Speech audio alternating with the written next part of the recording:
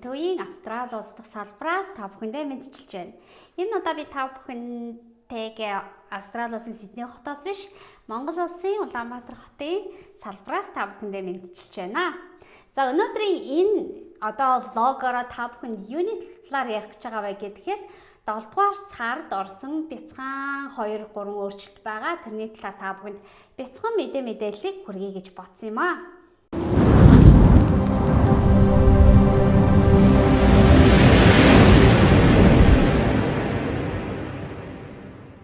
За ингээд юуны төрөнд та бүхэн миний влогийг яг одоо үзэх гэж байгаа бол яг энэ доор гарч байгаа линкээр ороод лайк дараад subscribe хийгээд дараагийн мэдээллүүдийг хүлээн авах боломжтой. Австрали улс, Америк, Канада ямар улсад зүйдیں гадаадаас сурах мэдээлэл авах, ер нь updated information авах хүсэлтэй байгаа бол миний сувгийг дагаарай гэж та бүхэндээ хүсэж байна. За, Австрали улс 7 сарын 1-ний өдрөөс ахуулан визэндээ бяцхан өөрчлөлтүүдийг оруулсан байгаа. За, ерөнхийдөө бол ямар өөрчлөлт оруулсан бэ гэхээр нэгдүгээрт нь Австралийн визний хураамж маань $20 орчим өссөн байгаа. За, өмнө нь бол оюутны маань визний хураамж $630 Австрали доллар байсан бол энэ удаа $650 болж $20 өссөн байна. 485 визний хувьд оюутнууд маань төгсөлтийн дараах визагаа авах гэж байгаа бол оюутнууд маань $1650 Австрали доллар төлнө. Гэр бүлийн гишүүд чинь болохоор $825 Австрали доллар, хүүхэд маань $415 Австрали долларыг төлөх болдог байна. За, ийм өөрчлөлт орсон байна. Визний хураамж жоохон өөрчлөгдсөн. Мөн түншлэн аялагчдын виз маань бас өөрчлөгдсөн байгаа. Бас нэг $20 нэмэгдсэн байгаа гэдгийг та бүхэндээ дуулгаж байна. За, дараагийн нэгэн өөрчлөлт маань болохоор 485 визийг коллеж төгссөн оюутнуудад олгохоор болжээ. За, тэгэхээр ямар өмнө нь бол тогооч, мужаан гэх зэрэг Австрали улсад зайлшгүй шаардлагатай мэргэжлэр төгссөн коллежийн оюутнуудад сураад төгснөхийн дараагаар олгодог байсан болбол энэ удаа энэ 2022 оны 7 сарын 1-ний өдрөөс ахуулаад ямар нэгэн мэргэжлийн skill assessment шаардахгүйгээр зайлшгүй мэргэжлийн жагсаалтанд байгаа мэргэжлэр төгссөн оюутнууд apply хийн гэдэг энэ заалт маань өгөө болоод коллеж төгссөн хүмүүс маань 485 буюу төгсөлтийн дараах ажил хийх юм виз авах боломжтой болж байгаа юм байна. За, тэгэхээр энэхүү визийг авахын тулд та бүхэн яах ёстой гэхээр зөвхөн коллежоо 2 жил хугацаагаар 92 7 хоногоос дээш хугацаагаар сураад төгсчихсөн байх. Мэдээж англи хэлний онооны шаардлага тавигдаж байгаа. Тэрүүнийг та бүхэн бас вебсайтнаасаа хараад ямар шаардлагатай байна гэдгийг хараарай. За, ингийн бол 485 виз маань бол ямар нэгэн skill assessment мэргэжлийн зайлшгүй шаардлагатай байх мэргэжлийн чагсаалт гэдэг юмд багтахгүй байсан ч гэсэн оюутан та бүхэн коллежид төгсөөд ийхүү сургалтын дараах визагаа авах боломжтой болсон байна.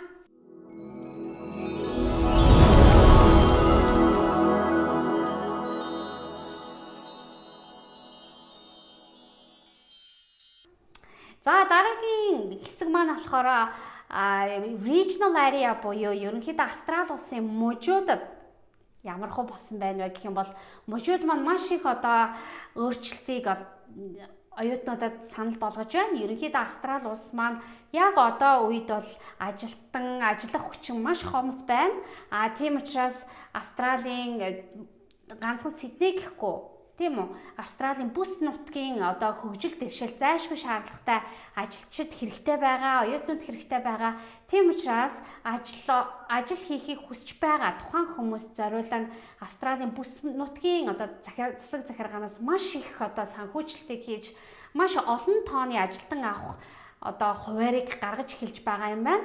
За, Adelaide, Perth, Tasmania оюутнууд маань хэрвээ ажиллах гэж байгаа, сурах гэж байгаа бол та бүхэнд бас нааштай зүйлүүд санал болгож сургалтынхаа визагаа дуусгаад, сургалтын визээ дуусаад түүнийхээ дараа ажиллах боломж маш ихээр олдсон байна. Ерөнхийдөө бол энэ жилээс ахуулан бүс нутагт ажиллах ажилтныхаа ажилтнаар авах визний тоог маш ихээр нэмэгдүүлсэн ийм жил болж байгаа гэдгийг та бүхэндээ дуулгахад таатай байна. Тэгэхээр оюутнууд маань хэрвээ заавал NSW гэдэг мужаас одоо ажиллах виз PR авах гэж байгаа бол бас хэрвээ англи хэлний онооч хүрхгүй ч юм уу те асуудалтай байгаа бол та бүхэн бүс нутгийн цагаачлал ажлын визийг бас сонирхоод үзээрэй. Сидней юм уу NSW мужид 85 100 оноотой тэнцдэг байх юм бол бүс нутагт бол 65-аас дээш оноотой байгаа тэнцэх ч юм уу те. Иймэрхүү одоо давуу талууд байдгийн шүү. Тэгэхээр оюутнууд та бүхэн тэр талыг судлаад үзээрэй. За дараагийн зөвлөгөө маань болохоор аяллаа визний тал дээр хүмүүс маш их асуултууд асуудаг. За ямар асуултууд асуудаг вэ гэхээр аяллаа визэнд азаа үзэж болох уу гэж их хүмүүс асуудаг. За ороод ямар ч гэсэн аяллаа визээр гараадах бол цаашаагаа би сургалтаар визагаа өөрчлөх ч юм уу ажиллахаар визагаа өөрчлөх боломжтой юу гэж асуудаг. За энэ зориулаа та бүхэндээ хэлэхэд за ерөнхийдөө бол аяллаа визээр та бүхэн Австрали улс руу аялах бүрэн боломжтой. Гэхдээ Монгол одоо хүмүүсийн хувьд ямар визнүүд одоо ойрын хугацаанд их гарч ийнө гэхээр оюутнуудын аав ээж ах эгч дүү гэд маш их одоо ойрын хамаатан садны хүмүүсүүдэд зориулан виз маш их олгогддог. Харин зүгээр нэг аялаад ирья тийм үү? Одоо нэг иймэрхүү шугамаар одоо найз дээрээ очоод ирья гэж байгаа ийм хүмүүст бол виз гарах магадлал маань ерөнхийдөө муу байдаг хэлье. Тэгэхээр та бүхэн хэрвээ Австрали улсад үнэхээр маш тодорхой, зайлшгүй шаардлагатай биш л болвол Австрали улсад аяллаа виз мэдүүлэх нь одоо та бүхний визний түүхэнд одоо ямар нэгэн харт холбоо үлдээж магадгүй юм. Та бүхэн хэрвээ Австрали улсад аяллаар зөвхөн азаа үзэхээр визагаа мэдүүлж байгаа бол энэхүү шийдвэрээ та бүхэн дахин нэг бодож үзээрэй гэж одоо зөвлөмөр байна. Учир нь гэх юм бол хэрвээ таны санхүүгийн бичиг баримт, таны нас та үнэхээр одоо оноогоо өгөөд оноогоо авах бүрэн чадвартай ийм хүн байгаа бол аялал гэжээснээс одоо сургалтын визагаар аплай хийх нь илүү танд виз гарах магадлалыг өндөр болгодог шүү. Учир нь аяллаа виз маань бол оюутны визтэй харьцуулахад визний гаргалтын хувийн хувьд маш өөр байдаг. Аяллаа визний хувь маань арай бага доогуур, харин сургалтын виз маань гарах одоо рейт маань арай өндөр байх жишээтэй байдаг гэдгийг та бүхэндээ анхааруулж байна. Хоёрдугаар зүйл маань юуг анхааруулах вэ гэхээр санхүүгийн бичиг баримтын хувьд аав ээжүүд маань ихэвчлэн асуудаг. За аяллаа визээр орох гэж байгаа Австралид байгаа хүү маань шууд батланд очиж болох уу гэж асуудаг.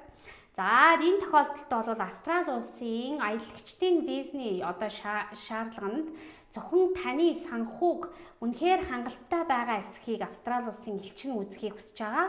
Үүнд бол таны одоо хүүхдүүдийн санхүүгийн нөхцөл байдал бол ямар нэгэн одоо уялдаа холбоогүй гэсэн үг.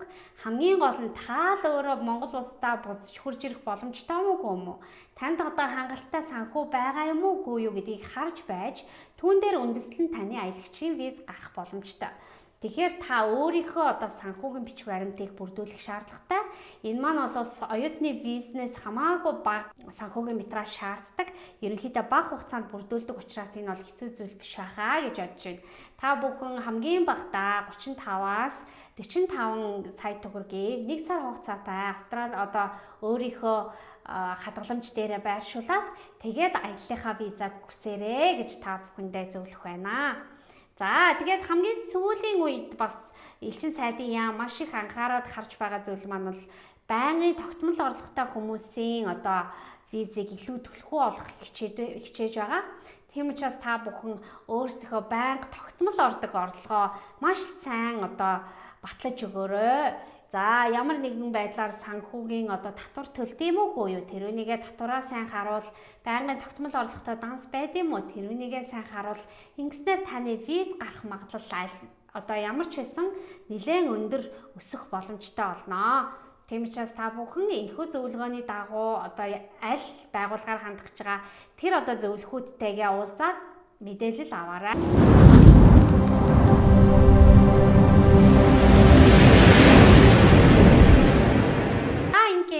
Өнөөдрийн хувьд энэ хүрээд өндөрлөе. Ямар ч хэлсэн өнөөдөр 7 сарын 1-нд болсон визний өөрчлөлтийн талаар бяцхан мэдээлэл та бүхэндээ хүргэлээ. Мөн аялагчийн виз авах гэж байгаа хүмүүст зориулсан бяцхан мэдээлэл хүргэсэн. Тэгээд та бүхэн илүү дэлгэрэнгүй мэдээллийг манай оюунлаг төвийн Улаанбаатар дахь салбар эсвэл одоо Сидней дахь салбар дээр хурж ирээд өөрсдийн биеэрээ эсвэл утсаар юм уу мэдээлэл авах бүрэн боломжтой байдаг шүү. За ингээд та бүхэн миний видео таалагдж байгаа эсвэл цаашдаа Австрали улс болон Америк, Канада аль улсуудад очих, аялах, суралцах ийм визний мэдээлэл авахыг хүсэж байгаа бол та бүхэн миний сувгийг лайк хийгээд, subscribe хийгээд өшөө олон дэлгэрэнгүй мэдээллүүдийг аваарай гэж хүсэж байна. За ингээд өнөөдрийн миний видеог дуустал үзсэн та бүхэндээ баярлалаа. Баяртай.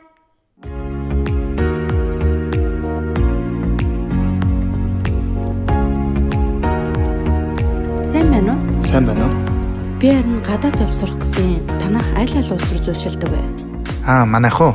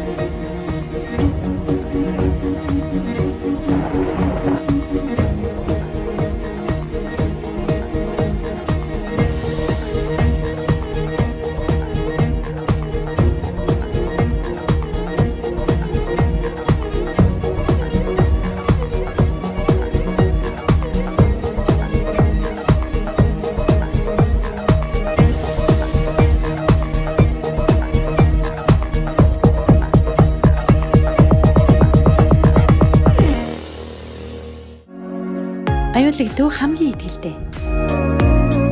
Хол газраас Монгол хүү эрдэм өвөрлөн ирнэ. Боловсралтай ирээдүйн төлөө оюунлаг сургалт боловсролын төв.